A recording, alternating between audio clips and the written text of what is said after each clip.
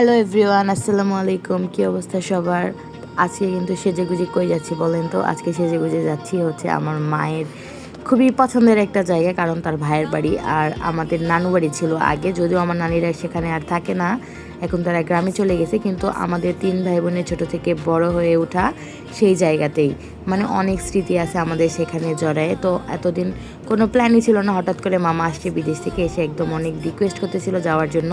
তাই একদম চটপট ডিসিশান নিয়ে আমরা 3 ভাই বোন প্লাস আমার আম্মুসহ আমরা একদম রেডি হয়ে গেলাম যাওয়ার উদ্দেশ্যে। তো বাসা থেকে বের হয়ে এসে আমরা সবাই মিলে একটা অটো নিলাম, অটোতে করে এখন সবাই মিলে চলে আসলাম। আর এই রাস্তাটাতে এসে ছোটোবেলার এত এত কথা মনে পড়তেছিল।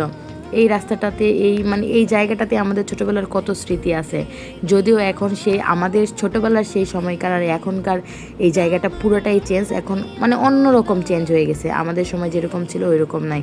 এখন তো সব বড় বড় বিল্ডিং হয়ে গেছে।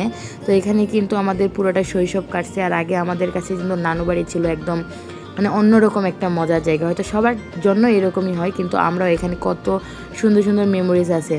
তো কথা বলতে বলতে কিন্তু আমরা একদম মামার বাড়ি চলে আসছি। তো মামার বাড়িটা আমি যদিও চিনতে পারি না, আম্মু চিনছে, কারণ আমি অনেক দিন পরে আসছি, কত বছর পরে আসছি আমি নিজেও জানি না, হয়তো বা 10-15 বছর বা তারও বেশি। তো এই তো কথা বলতে বলতে আমার মামার বাড়ি চলে আসছে। আর যেহেতু মামা রিসেন্টলি বাড়ি করছে, তো বাড়ির কাজটা কিন্তু এখনও পুরোপুরি কমপ্লিট হয়নি।